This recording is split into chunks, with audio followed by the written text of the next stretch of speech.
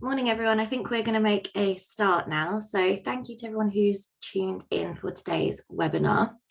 In this session, we're going to be taking an in-depth look at the ASA's current position when assessing the effects of ads on viewers' body image under the advertising codes.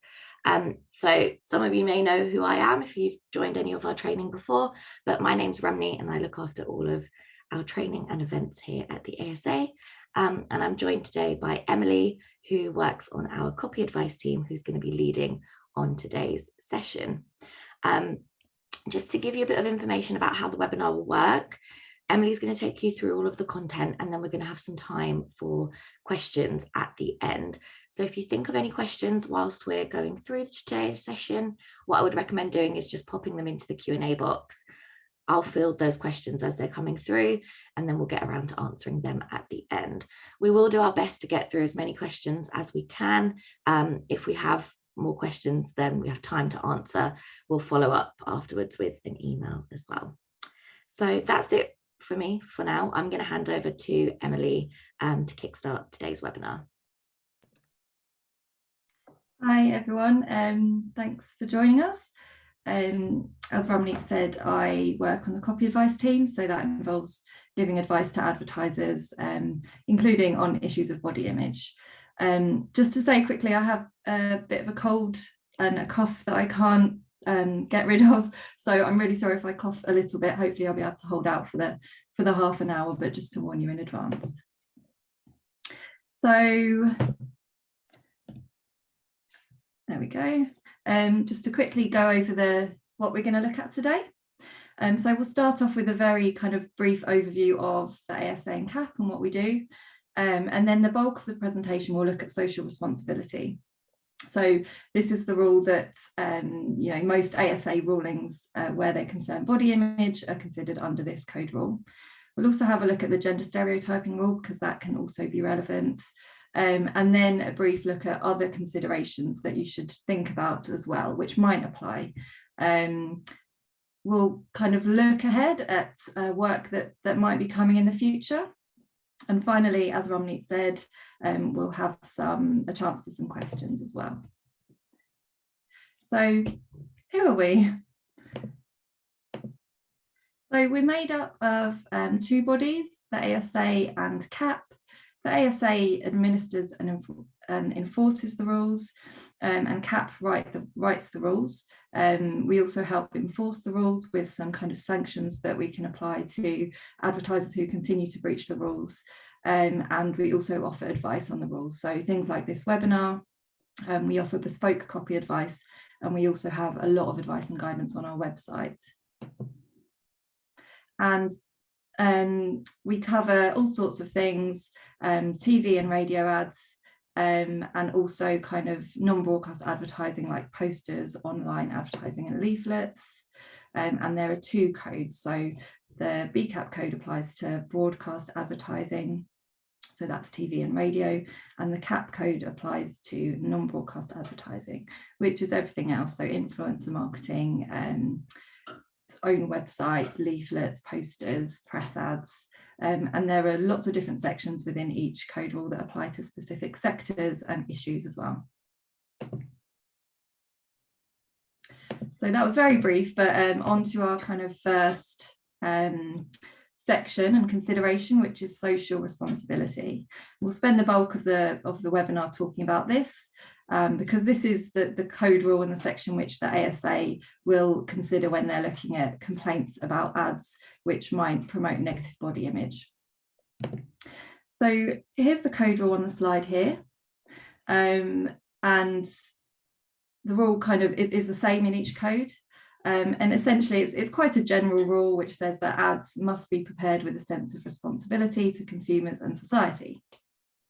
And on the left of the slide here, I've put some more specific things which the ASA have previously considered irresponsible under this more general code rule in advertising. So this is essentially a list of things that, we know that advertisers shouldn't do because the ASA's previously looked at these and considered them to be irresponsible in ads. It doesn't mean that this is everything. There might be other things as well, but these are kind of the things that ASA has already looked at. And we'll go through each of these with some examples which kind of give a bit more context and show what advertisers need to consider under these specific things. So just to cover them briefly, advertisers need to make sure they don't present models in a way which makes them look unhealthily thin or presents a kind of unhealthy weight or body image as aspirational. Advertisers shouldn't irresponsibly exploit people's insecurities or suggest that happiness or well-being or the ability to kind of do certain things depends on looking a certain way. It's really important to think carefully about who you're targeting, so whether that's young people or vulnerable groups, and that's not always necessarily intentional, but the ad might target young people without you meaning to through the kind of the content of the ad. And you also need to make sure that if you're using any kind of pre or post-production techniques like airbrushing or Photoshop, that needs to be done responsibly. It's not automatically a problem to use that at all. It's just that if you are using them, it can't create an irresponsible message.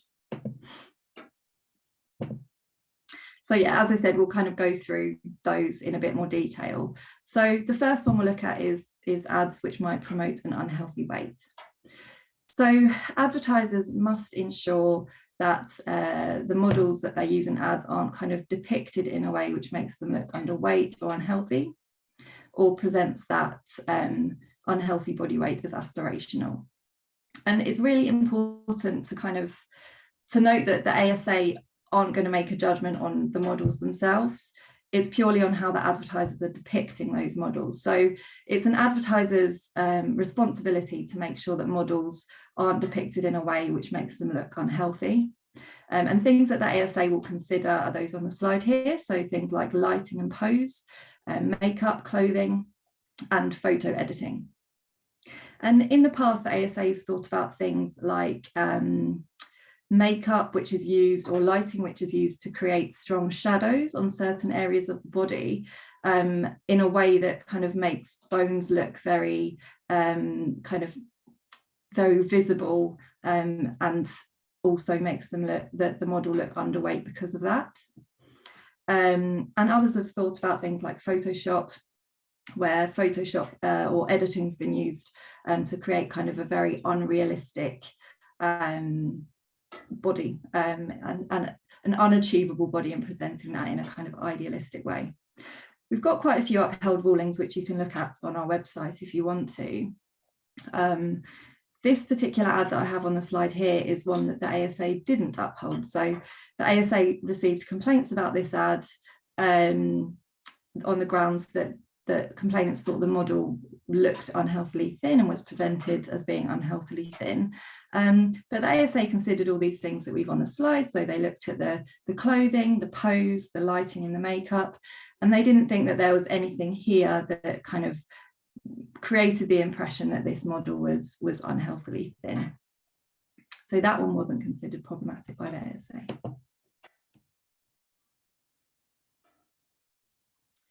So now we'll look at another of those issues that we mentioned at the beginning, happiness and well-being. So ads shouldn't kind of suggest that happiness and well-being depends on looking a certain way. So we'll just watch the ad. now. Maya presents bra stories from the gym. I can't believe I used to be so nervous about wearing a bikini in public. Now I feel fine. You look amazing. My breasts were different sizes. I was so self-conscious until I had them done. I get that. After I lost the weight, my breasts were so saggy, and now they're full and perky again. They look amazing. I couldn't go shopping for the clothes I wanted. My breasts were out of proportion. Let's go shopping then. Let's go. If you've been thinking about breast enlargement for a while, talk to Maya about our free consultation and flexible finance. Find out more at maya.co.uk. Great, so the complainant in this case challenged whether the ad was irresponsible and harmful to under 18s because they felt that the ad exploited young women's insecurities about their bodies. So although the ASA didn't think that this ad kind of trivialised the decision to have cosmetic surgery, they did agree that the ad could be harmful to under 18s and that it could exploit people's insecurities about their bodies. The reasons for that were, firstly, they kind of felt that the ad depicted some people who appeared to be under 25, and therefore the ad could appeal to or be relevant to young people. And the ad seemed to have a kind of focus on the negative perceptions that the women in the ad had about their bodies before they had cosmetic surgery. So, you know, they say things like their breasts were out of proportion and of different sizes. One of them said that she was really self-conscious before she had them done. And two also kind of referred to things that they thought that they couldn't do before they had surgery. So one says that she felt she couldn't wear a bikini in public, and another said that she felt that she couldn't buy the clothes she wanted until she had surgery. So for those reasons, the ASA kind of felt that the ad really disproportionately emphasised the women's negative feelings about how, you know, how they felt about their own bodies, and the impact that had on them as well, because it also kind of suggested that people who didn't look a particular way shouldn't feel confident and comfortable with their own bodies in public. So those messages were considered irresponsible by the ASA, and this ad was upheld. So we'll move on to our next example now.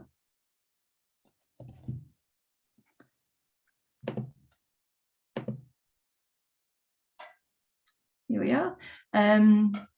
Yeah, so another thing we kind of mentioned earlier was whether ads present weight loss or unhealthy weight loss and unhealthy weight as aspirational.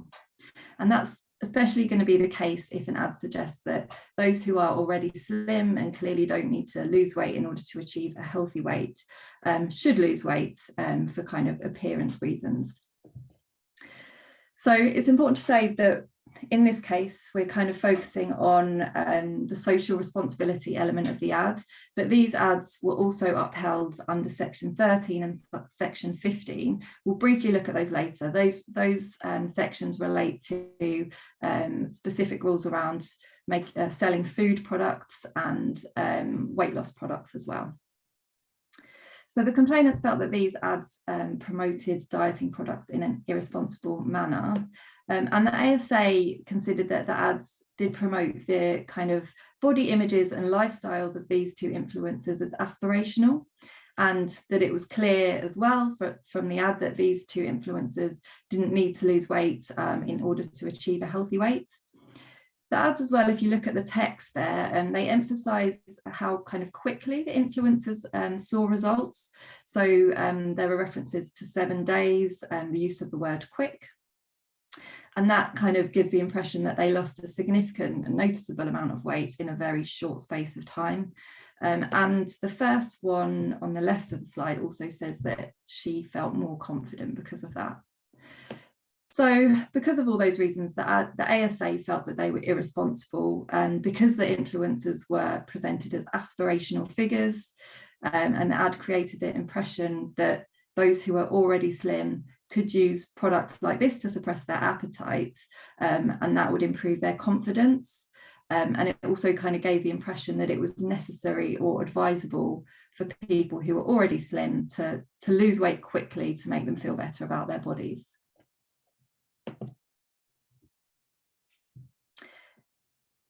Oops, sorry. We've got another quick video here, and this is another cosmetic surgery ad. And this example kind of, the previous one we looked at did focus on the ad appealing to young people, which was considered irresponsible.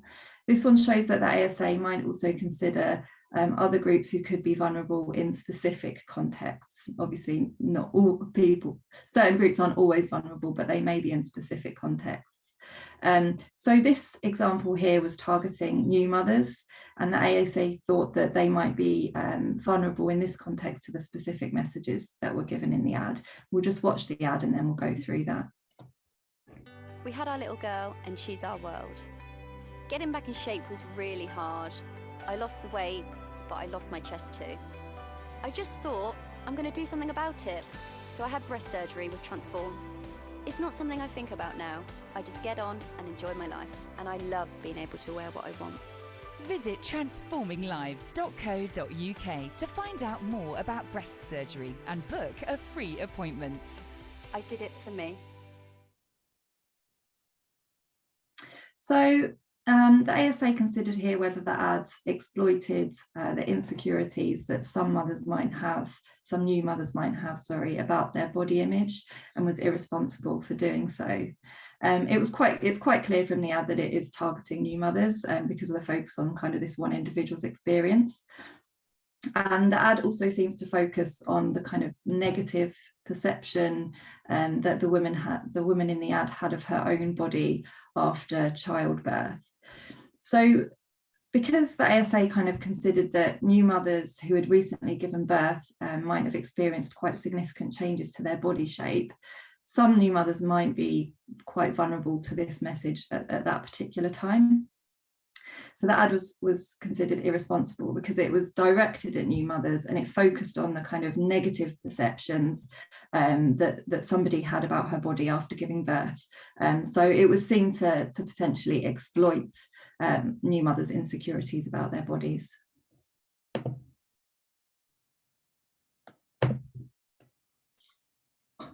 And we've got one more example in this section. So this ad here was upheld by the ASA for multiple reasons. Again, the food rules and weight loss rules came into play here. It was also considered irresponsible in a similar way to the boom bod example that we just discussed. So they felt that the ASA felt that the ad kind of presented the influencer's body shape and lifestyle as desirable and gave the impression that it was advisable for people who aspired to look like her or have her body shape to use products to suppress their appetite, and that was the case even if they were already thin or already slim. But the kind of key thing I want to highlight here is the use of post-production techniques. So as well as that issue, the ASA was concerned that the photo appeared to have been kind of edited to make her waist look thinner than it actually was. And the result of that being that the images weren't representative of her real body shape. And that was particularly irresponsible in the context of an ad for an appetite suppressant, because it presented that kind of unrealistic body shape as one that people should aspire to. But just to say again, it's not automatically a problem to use photo editing techniques, but if it's presenting a body image which is unattainable as something that people should try and achieve, then that could be considered irresponsible.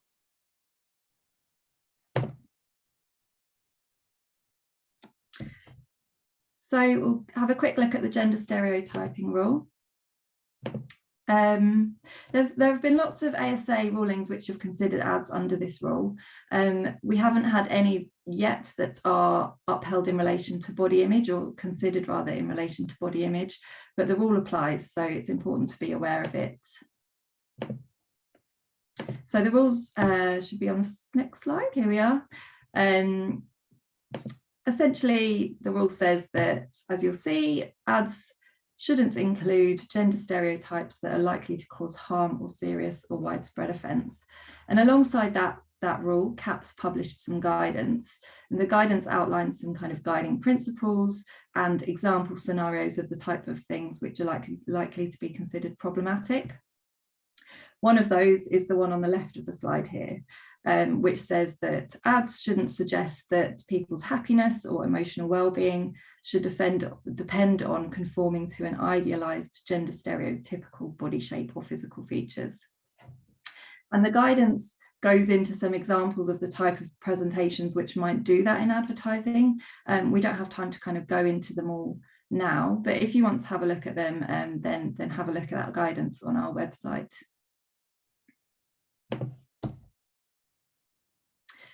Okay, and now quickly on to the other things to watch out for when you're kind of advertising. These are the type of things that are the most likely to come up if you're thinking about body image. You might also be advertising weight loss products or a food product or a medicine, as those, or cosmetic surgery. As you see, those are the examples that we've looked at. Obviously, you might not be, but we'll just quickly go over those. So here are the kind of code sections which are the most likely to come up. There might be others as well, but these are the ones that we've most commonly seen. So section 3 covers misleading advertising. That applies to all advertising. The other 3 are more sector specific, so medicines, medical devices, weight control, and food supplements. If you're, there's lots of rules in those sections, so it's really important to have a look at those if you're advertising any of the products which fits into these sections.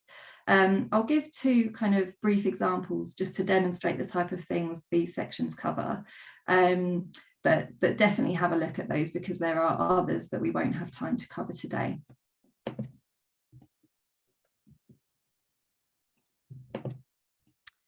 Go on to the first example.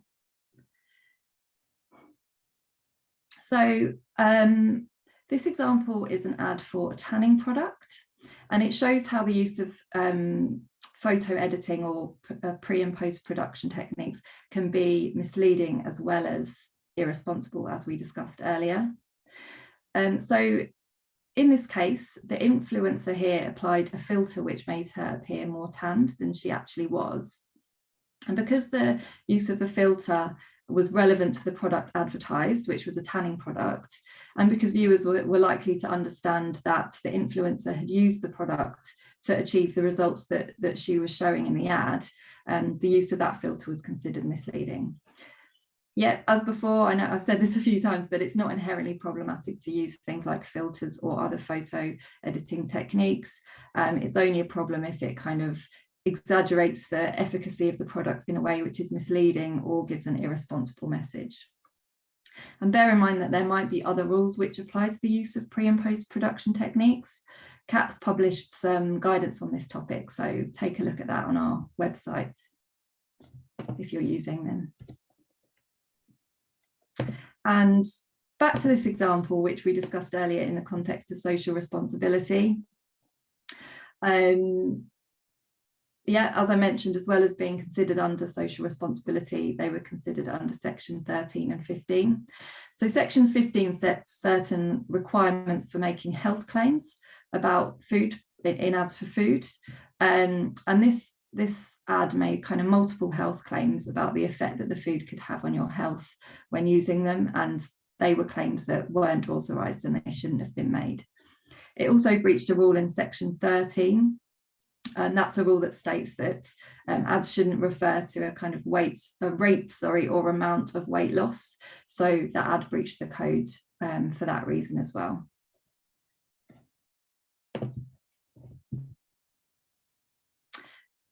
And looking ahead, so you may have seen that CAP has recently announced a call for evidence on potential harms relating to negative body image which might arise from advertising. So obviously that's just been announced. We don't know what the result will be after that call for evidence, but have a look at that if you're interested, and if there's anything that you would like to submit, all of the details are available on the website, and that closes on the 13th of January. And CAP and BCAP also held a public consultation on proposals to introduce age-based targeting rules for cosmetic interventions advertising. That's closed now, but if that's relevant to you, keep an eye out for any kind of announcements that might be made about that consultation.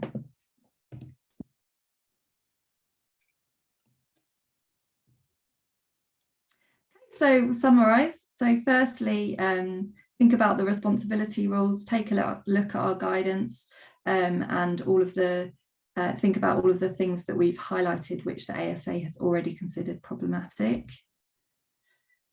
Make sure that ads aren't misleading. So for example, through exaggerating the performance of the product. Think about other sector-specific code rules which might apply. And finally, feel free to contact the copy advice team if you need any more specific advice.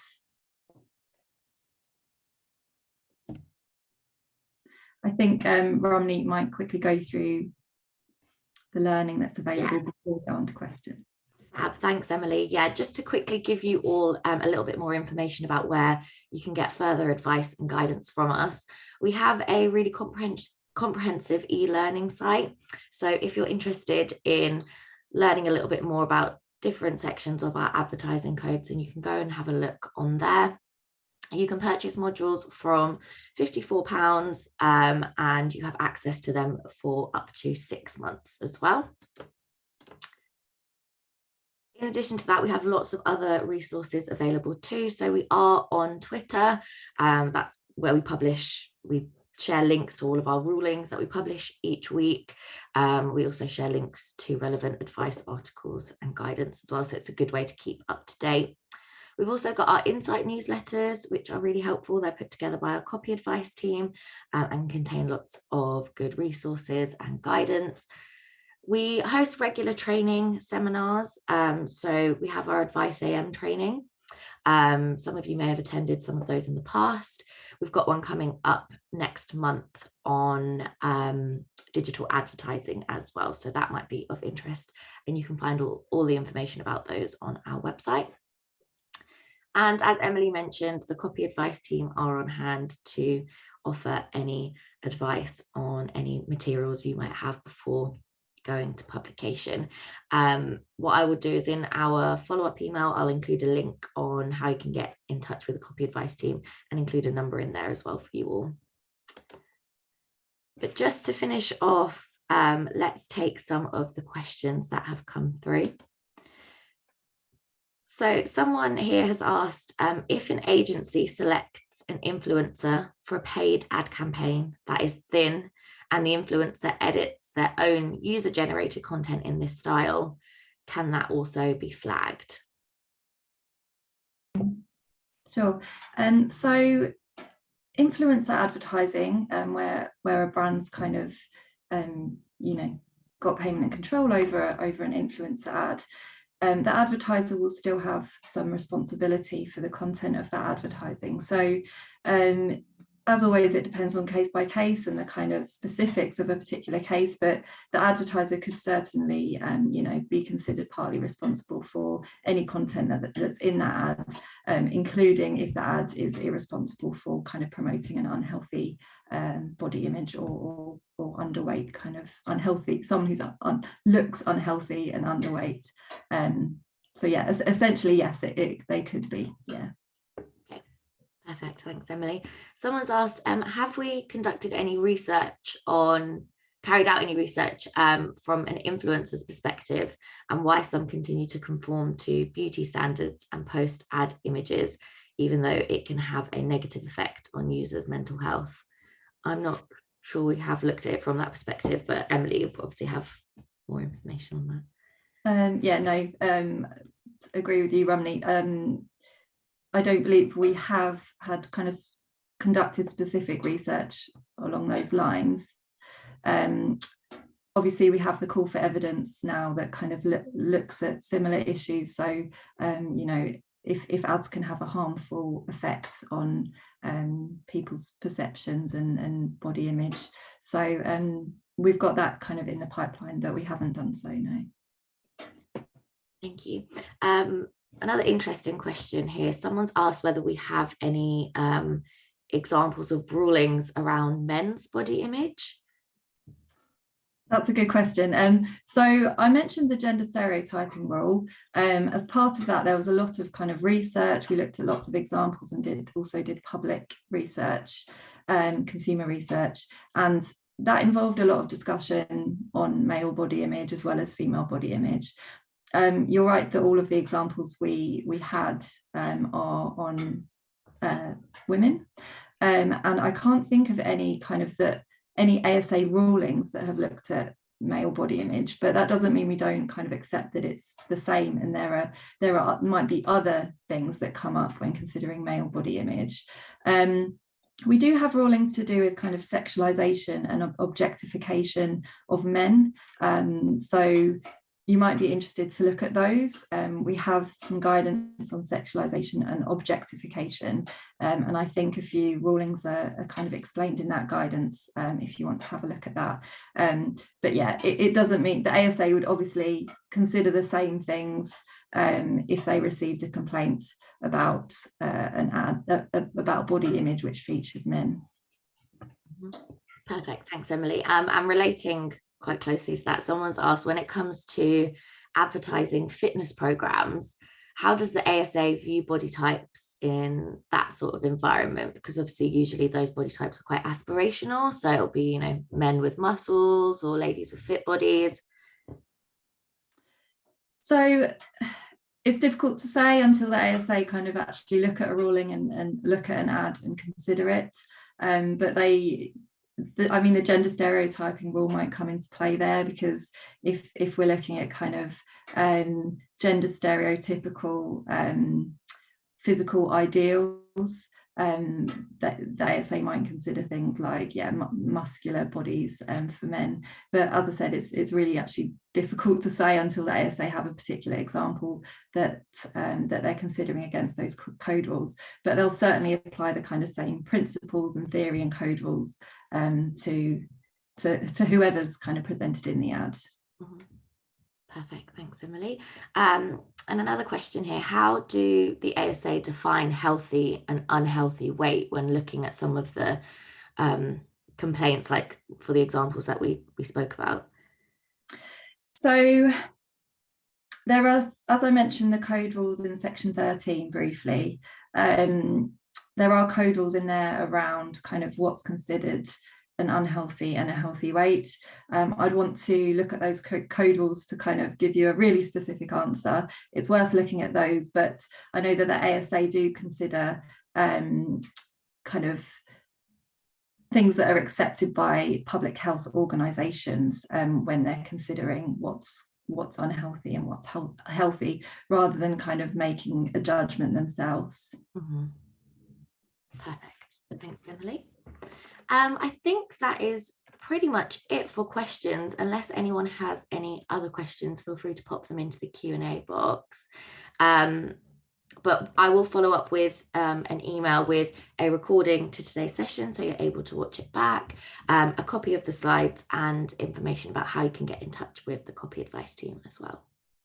Thanks so much, Emily. I hope everyone found the session useful today, and I hope everyone enjoys the rest of their day.